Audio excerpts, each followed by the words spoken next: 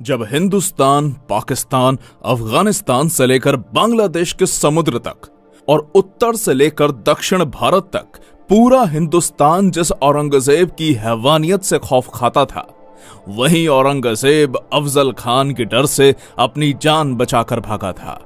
और उसी अफजल खान को छत्रपति शिवाजी महाराज ने 2 मिनट में ठोका था। अफजल खान को मारने के बाद पूरे हिंदुस्तान में कोई मुस्लिम बादशाह नहीं बचा था जो छत्रपति शिवाजी महाराज के साम्राज्य को रोक सकता था।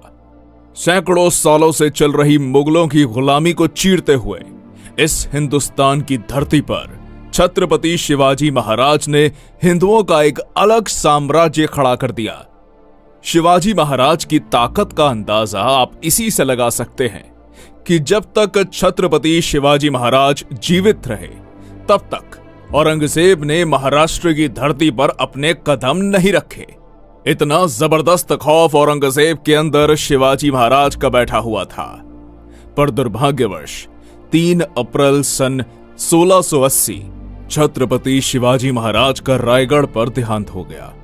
शिवाजी महाराज के देहांत के बाद औरंगजेब बड़ा खुश होकर हिंदुस्तान जीतने का सपना देखने लगा। वो सोचने लगा, उत्तर से लेकर मध्य भारत तक सब कुछ तो मैं जीत चुका हूं। अगर दखन से इन मराठों का सफाया कर दूंगा तो पूरे हिंदुस्तान का बादशाह बन जाऊंगा। इसलिए तुरंत अपनी लाखों की सेना लेकर वो दखन में जा उतरा।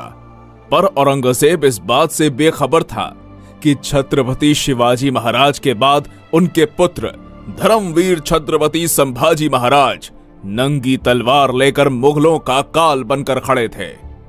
जैसे ही मुगलों के कदम महाराष्ट्र की धरती पर पड़े, मराठों ने मुगलों के मस्तक उतारने शुरू कर दिए, जिसके बाद गोवा में पुर्तगीज, मैसूर में चिकादेवराय, कोंकण में सिंधी, मनहारपुर, नासिक, औरंगाबाद में मुगल, एक साथ 12 सल्तनतों को संभाजी महाराज ने मौत के घाट उतारा।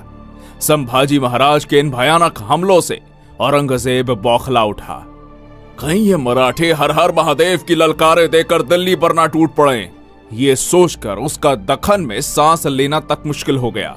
औरंगजेब छत्रपति संभाजी महाराज से इतना ज्यादा डर चुका था कि वो एक भी युद्ध में उनके सामने नहीं आया।